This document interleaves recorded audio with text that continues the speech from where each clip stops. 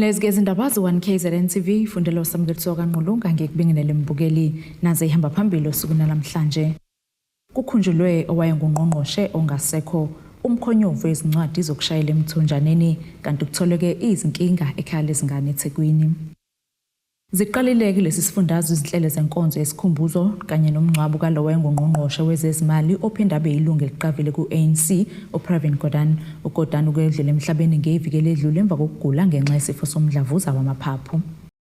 Ngaphambi kokuthi kuqale inkonzo yesikhumbuzo namuhla ntambama, amalungu e-ANC okubuholi besifundazwe uSiboniso Duma kanye nabanye baseThekwini bahlanganisa amehlo nomndeni kaPravin Gordhan njengoba bekade kuzoba nenkonzo yesikhumbuzo. Into ayivezile ekhuluma nabezindaba uthi bazowakhumbula amagalelo kaGordhan ngokusebenzela umbutho wesizwe isikhathi eside. We had to come and pay the homage, and they are delighted that even from day one we've been talking to them. Today we are visiting them. It has just sank that the Comrade PG is no more longer with us. Comrade PG is no more, so it means that we are going to just extract what has been done while he was still on earth. He has contributed a caliber of note par excellence in ensuring that he understands the issue of selfless character, the vision that was him. That vision that was within him. He went to Robben Island at some point in time, understanding that he had to fight for this country and for liberation organization called ANC. Loyo owayeyinhloko yamajaji uJaji Raymond Zondo naye kade ekhona ukuzohlangana nomndeni ngesikhathi ekhuluma nabezindaba uveza ukuthi bayomkhumbula uGordhan ngokuthi ubelwisana kakhulu nenkohlakalo. Ngesikhathi ephethe uSARS wathatha uSARS wambeka kwelinye izinga, wahlonishwa umhlaba wonke uSARS. Wabuya wazoba uMinister of Finance, wabuya waqhubeka nakwamanye ama-portfolio eSouth Africa, wasebenza kahle kakhulu. Inkohlakalo ne-state capture ulwisene nako kakhulu. Siyazi nangesikhathi i-commission ihleli waba wokuqala ko-minister ukuthi azofakaza asize i-commission ukuthi izwe ukuthi yini lento ye-state capture kwenzeka. uGordhan uzobekwa endlini yakhe yokugcina eThekwini emva kwenkonzo ezobandula e-ICC. Kodwa Hosbisi wezindaba ze-1KZN TV kuJanet 261 ngiseThekwini. Zizohoxiswa zonke izincwadi zokushayela zalabo abasithole ngesandla sonkohlakalo esikhungweni ke sokuhlolela ukushayela eMelmore Driving License Center ngaphansi kwamasipala omthonjaneni. Lokhu kuveleke ngesikhathi abasebenzi kulesi sikhungo abangama-33 okubalwa phakathi kwabo ababengabaqaphi kulesi sikhungo ngesikhathi ke bevele enkantolo kaMantshi eRichards Bay namuhla. Laba basebenzi isibalo sabo bangama-35 sebebonke. Inkantolo iveze ukuthi singakhuphuka lesi sibalo sabo sifinyele ngaphezulu kwama-80. Babhekene namacala enkohlakalo nokukhwabanisa. Laba kuthiwa bebekhipha izincwadi zokushayela ezingumgunyathi bekwazisa ngemali engu-2,500 kulesi sikhungo. Ukuboshwa kwalaba kuyingxenye yomkhankaso yomnyango wezokuthutha nokuhloliswa kwabantu ukulwa ke nokukhwabanisa nenkohlakalo ezikhungweni zomnyango ezikhipha izincwadi zokushayela esifundazweni KwaZulu-Natal ezingumgunyathi. Okhulumele umnyango wezokuthutha nokuhlaliswa kwabantu esifundazweni KwaZulu-Natal uNdaba ezinhle Sibiya uthi kumnyango ushayeleke ihlombe ingalo yomthetho ngokuba kuboshwe labasolwa. Ungqongqoshe wezokuthutha nokuhlaswa kwabantu uSiboniso Duma ushayela ihlombe senzeke namhlanje ukuthi ke iprosecutor esebenzisana neteam yakwi department yaka traffic inspectorate basebenze kahle kakhulu uqinisekisa ukuthi abantu bayaboshwa lapha na emthonjaneni local municipality eMelmore licensing center kutholakala khona ukuthi kunomkhonyovo khona abantu abangabhali kodwa manje bathole izincwadi zokushayela. Okunye futhi okuqaphelekile ukuthi u-accused number 32 obekufanele ukuthi abe khona namhlanje akavelanga ecourt ngenxa ukuthi ube involved kwi-road accident, okusho ukuthi ke ubengakwazi ukushayela lo muntu njengoba eseba involved kwi-road accident. Ungqongqoshe ke uyagcizelela ukuthi ke i-team le efficient yakwi department izoqhubeka ihambele endaweni ezihlukahlukene ukuqinisekisa ukuthi ke iyakhucululwa lokhu kungcola. Uthi kuzosetshenziswa kwezobuchwepheshe besimanje ukuqinisekisa ukuthi aqhubeke ukukhishwa kwezincwadi zokushayela ezingumgunyathi kulesi sikhungo. Esingakusho nje ukuthi kukhona izinhlelo esezibekiwe uqinisekisa ukuthi kusetshenziswa itechnology ukubheka ukuthi abekho yini abaqhubekayo bezomkhonyovu. Ungqongqoshe ke usatisfied ukuthi okwamanje kuhamba kahle nokuthi ke ama license alabo bebe driver kutholakala ukuthi bathola ama driver's license ngomkhonyovu akhanseliwe. Ingakho ke sithi ke siwumnyango sizoqhubeka nalomkhankaso njoba kuqala ne-transport month uqhuquzela ukuthi abantu bayiphathe kahle ba drive kahle makukhona obaziyo abaphathi abayingxenye yalomkhuba lo thina siwumnyango sithi woza kuthina sizokwazi ukuthi sibalandelele. Icala elibhekeneke nalabasolwa lihlelisele umhlazo u26 kuLwezi kuwonake lonyaka ukunika kabameli isikhathi esanele sokumela ke abasolwa. Ezindabeni ze1 KZN TV kubiNkosenhle Mthembu eRichards Bay. Umnyango wezokuthuthukiswa komphakathi esifundazweni KwaZulu-Natal wethuleke umbiko ngophenyo lokuhlukunyezwa kwezingane esikhungweni esigcina izingane iIron Benevolent Home eChatsworth eThekwini phakathi kokuveleke kulombiko ukushawa indiva kwemigomo elawula ke lezi ikhungo okufaka phakathi ke ungabheka kwamagama bazokade izingane ohlini labangavunyelwe ukusebenza nabantwana ngenxa yamacala ehlukene. Uphenyo lomnyango wezokuthuthukiswa komphakathi esifundazweni KwaZulu-Natal luqinisekise izenzo zokuhlukunyezwa kwabantwana esikhungweni abagcinwe kuso eChatsworth. Siyadumele kakhulu ngezinto esizitholile la ngaphakathi ezithinta abantwana ukuthi ngempela kuqinisekile abantwana sebeyisholo bona ukuthi bebeshawa bepanishwa ngeindlela ezahlukahlukene abantwana bewashisa izitsha ngamanzi abandayo nezinye nje igigaba eziningi abanye bahlukumezeke ngokuthi bebebuka abanye beshawa nokuthi ngokomoya nokomqondo mawulokhu khunjuzwa ukuthi ulana ngoba watholakala uhluphekile noma ngesimweni esithile so umukela noma yini eyenzakalayo so lezo zinto zisiphethe kabi kakhulu njengomnyango ingakho ke besila namhlanje ukuzoletha leyo report asiphelileke sinethimu under iThekwini monitoring and evaluation ezoqhubeka isebenzisane nesikhungo bese ireport akuthina ukubona ukuthi zikhona yini improvement noma umehluko okhona egcineni. Lolu phenyo lusungulwe ngemumva kokuvela kwezitsolo zokuhlukunyezwa kwezingane lapha okufaka phakathi ukushawa bekhunjuzwa ke ukuthi bafike kanjani kulesi khungo ukuphulwa kwemigomo ukungavunyelwa ukulandela amanye amasiko nenkolo kanye ke nokunye okuningi esikutholile ukuthi abantu abasebenza la umthetho uthi mawuzosebenza endaweni enabantwana fanele ubhekwe ukuthi awukho yini kule register la kubhalwa khona abantu abenze amacala nabantwana uma ngabe ukanjalo uyawungabe usaqashwa ke kuleyo ndawo so sitholile la ukuthi abantu ababhekwa kuleyo register ebizwa ngoPart B we-Child Protection Register okunye ke kwakho kafanele bakwenze ukuthi bonke laba abasebenza la kule ndawo babhekwe lapho kuzotholakala lapho aqheliswe ngoba omunye uzothola ukuthi unenkinga vele uyilabantu abahlukumeza abantwana manje mangabe usuvela uqashwa khona la usebenza uzoqhubeka la ugcine khona so ezinye izinto esitholile esilindele ukuthi bazikwazi ukuthi zilungiseke masinyane kuze abantwana bagcine bephephile ngendlela efanelekile la. Lo mnyango uphinde waveza ukuthi ke ukhokha imali ebalelwa kwezinkulungwane ezine ingane ngayinye kulezi ikhungo usuku nosuku kepha kabaneme ngokuhlinzekwa kwezingane ngokudla. Remember as we have just indicated we are funding each child that is in a child and youth care center. There is a specific amount. For example, it's 4,000 rand per child per month. So you can then afford a situation where children are not given fair meal in terms of the menu. In each time when we visit the facilities where there are children, we always ensure that today is Wednesday, then we check on the menu and then we check what is going to be served on that particular day. So it goes like that. So there was a confirmation that there is no adherence to the menu. Ezindabeni ze1 KZN TV kubikuntomkhona Mvubu ngiseThekwini. Amalungu eqembu le-Patriotic Alliance eholwa uGayton McKenzie agaseleke ekhaya labadala elizinze eHibadini ogwini lwaseNingizimu nesifundazwe KwaZulu-Natal kungazelele kulandeleke izikhalazo zokuthi izaguga ehlala kuleli khaya zikhala ngokuthi ziyahlukumezeka. Obehola lo mkhankaso wokugasela uRandall Adams uthi baze kule ndawo ngoba bethunyelwe izikhalazo ezivela kwizaguga ukuthi ziyahlukunyezwa, amakhadi azo akwaSASSA awahlali kuzona, badla ukudla okungagculisi kanjalo nendawo ayibhalisiwe ngokusemthethweni. Amalungu eqembu Patriotic Alliance ehola uGayton McKenzie agasele ekhaya labadala elizinze eHibadini ngemuva kwezikhalazo zezaguga ezihlala kuleli ikhaya labadala.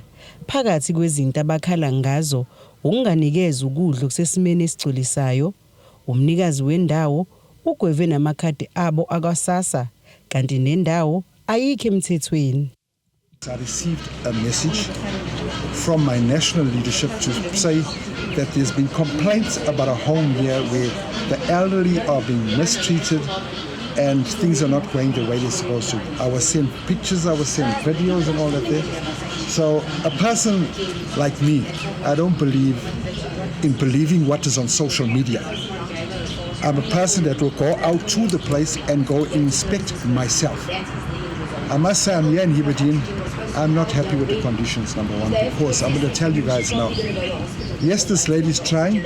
Number one, it's not her place. Number two, this lady is not registered. Uthi le ndawo kumele ngabi nomhlengikazi. There is no nurse that look after or check on these people throughout this whole place. I asked her how, if somebody gets sick or ill, who's going to tend to that resident? Now, she says no, she's reported to DSD and this and that, so which I feel this cannot go on the way it's going on. I mean, there's a gentleman. All right, he's got no leg. If he falls and he gets hurt, who sees to him? Uthi lona wesifazane ungumkhwabanisi. I mean, this lady, when I looked and followed her years of doing this kind of work, there's a lot of corruptness that's been going on. She's getting money from people and saying it's for this when it's not for that. I also believe, and I've seen warrants of arrest. I just informed earlier on that this lady was arrested yesterday for something similar. What's going on here? But she's out again. But now my question is, where is the government? Why is the government leaving here? What's worst of all, the allegations of her taking people's SASSA cards and keeping the people's SASSA cards. Umnikazi wale ndawo uvumile ukuthi akanawo amaphepha amgunyaza ukuthi enze lo msebenzi. MPC registered. We are busy with the Department of Social Development to register it as an MPO. All that we are waiting for now is for the health inspector to come. We did email them to make an appointment with them to come here, to come and see there. And the fire department to just come and see, give us those certificates. If we have those certificates, we can register with the Department of Social Development. Then we are fully registered. I'm a very lovable person. What I just feel is the justice system is failing me at this stage. Because of the fact that I have a suspended sentence, they think they can walk all over me. I've got harassment orders in place. I've got pending cases for people that are harassing me, for violating protection orders and everything, and nothing is being done. Nothing. Lumbiko, benuwethule lo Zamando Sicele, wezindaba ze1 KZN TV, ngiseHibadini. Sithishelele etolo sibasiqhubeke nazo indaba zethu.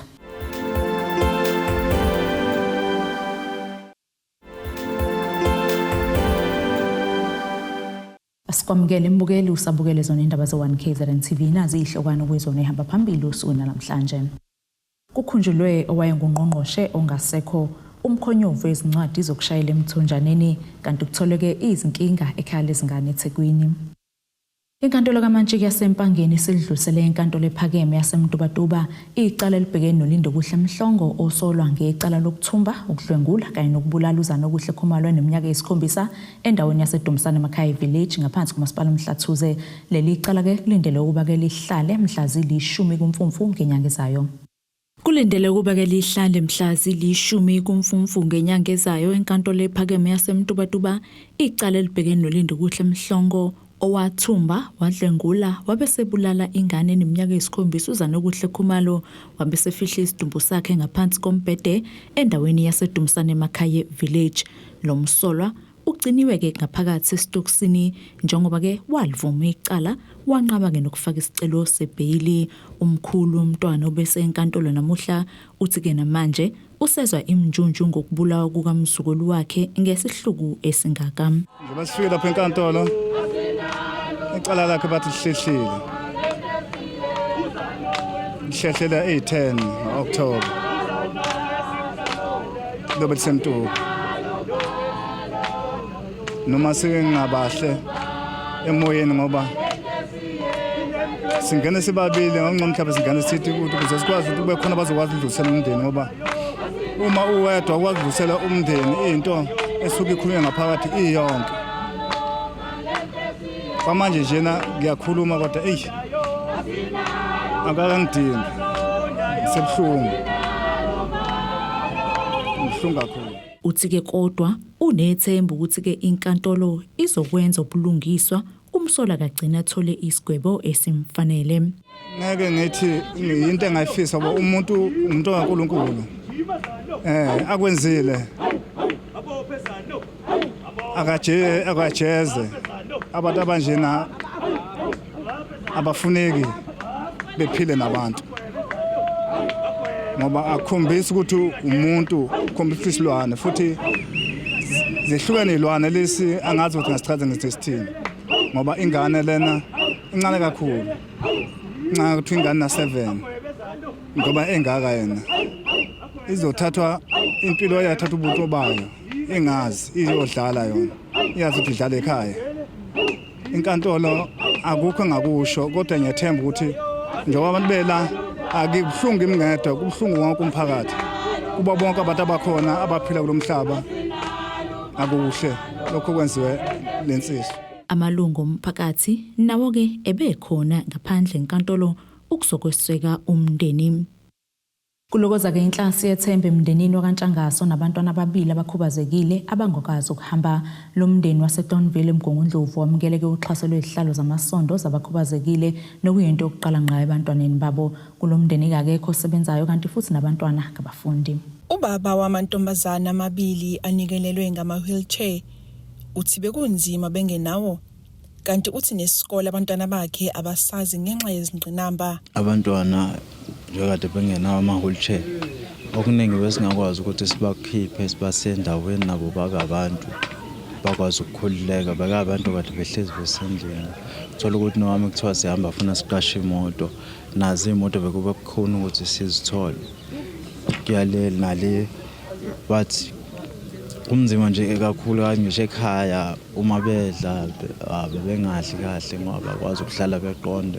Isikole abasazi njengangichaza ukuthi sike sazama entshanga sayentshanga sikawathola ama-forms ingabuya nawo kwathi wafuna iklinikhi ayogcwaliswa saye empilweni enhle sayowagcwalisa kwasho ukuthi ke mesiwagcwalisa sathola ukuthi isikole ke leso ke isona esinenkinga abantwana sibaphathi kahle sabe sesidecide ukuthi kunokuthi bahamba ohlukunyezeka okungcona sihlale nabo kuyoze ukuthi ke isikhathi ke esiright ngoba bekhula vele sikhule sihlala nabo manje kube nzima ukuthi siphile nabo isikhathi eside. Kanti abavusi benyamazane okubuholi be-ANC begatsha bathi babona isimo singesihle ngesikhathi bekhankasa. Kunalesikhathi ebesenza ngaso door to door njengokuvakashela imizi yomphakathi. Asesifika la ekhaya sithe masifika njenganokhongolose sabona isimo sala ekhaya singekho sihle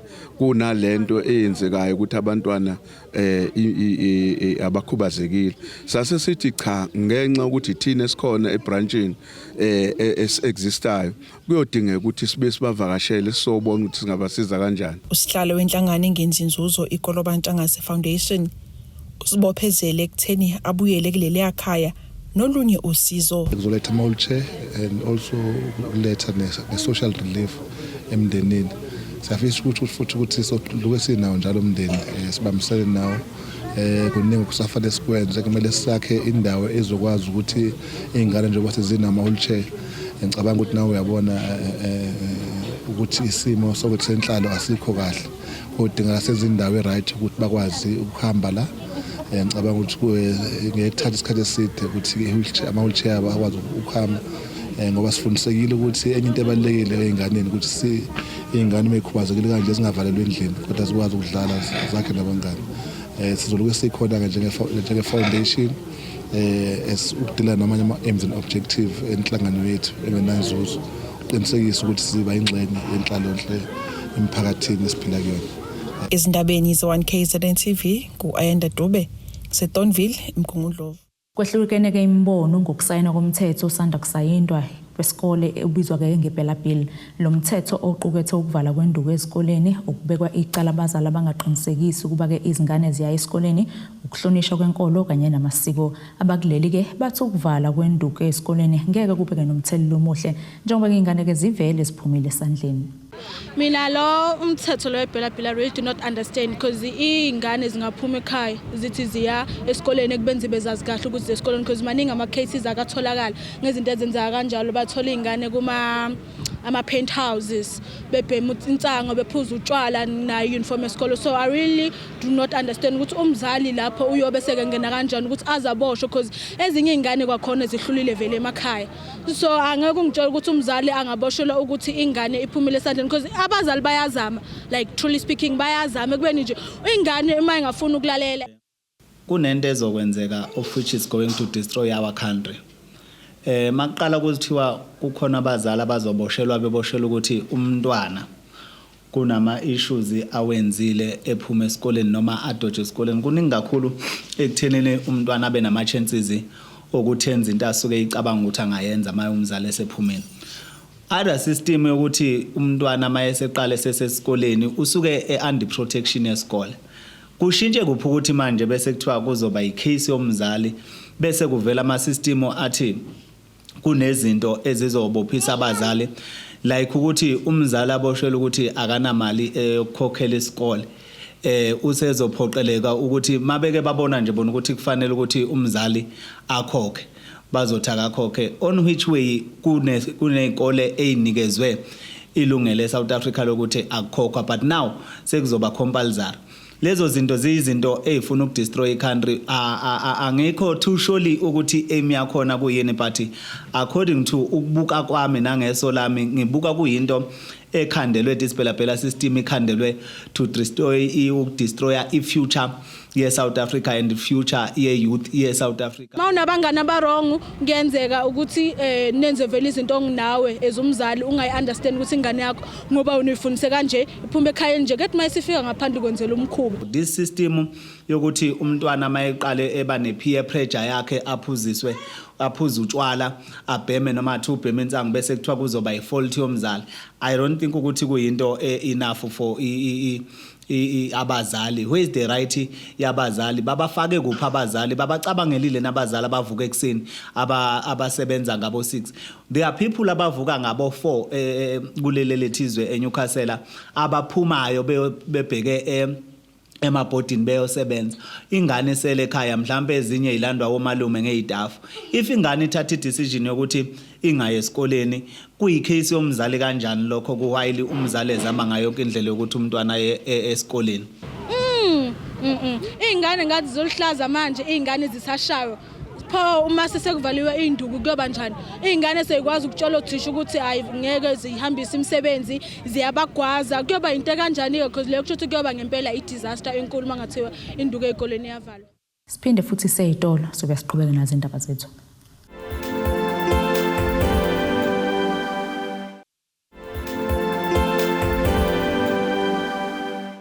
Asiphinde ke sikwamukele mbukelo sabukele zona indaba ze1KZN TV sikhumbuza ihlokwana obekuyizona ebehamba phambili osukwini namhlanje. Kukhunjulwe owayengungqongqoshe ongasekho umkhonyovu wezincwadi zokushayela emthonjaneni kanti kutholeke izinkinga ekhaya lezingane eThekwini. Ake sibheke ngosini yezomnotho.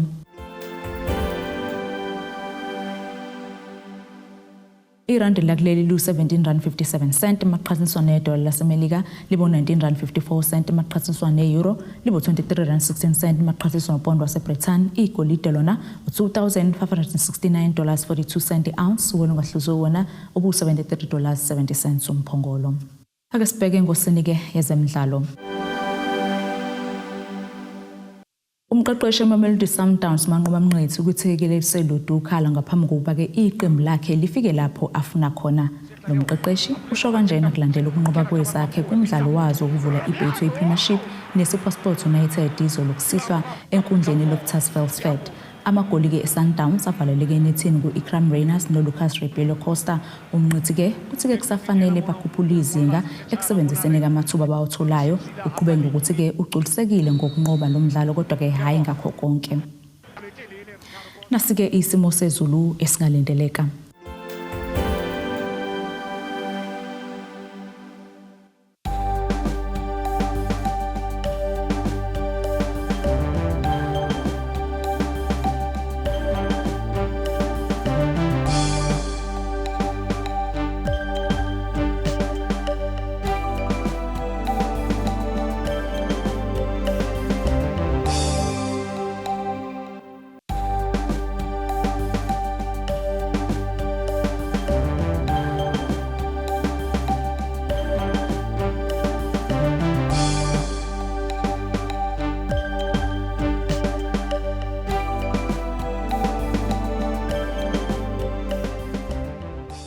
Bukeli siyakuqhubeka sikuphathele zona usuku namhlanje mina nawe sohlangana kusasa futhi ngase isikhathi esifanayo. Sale kahle.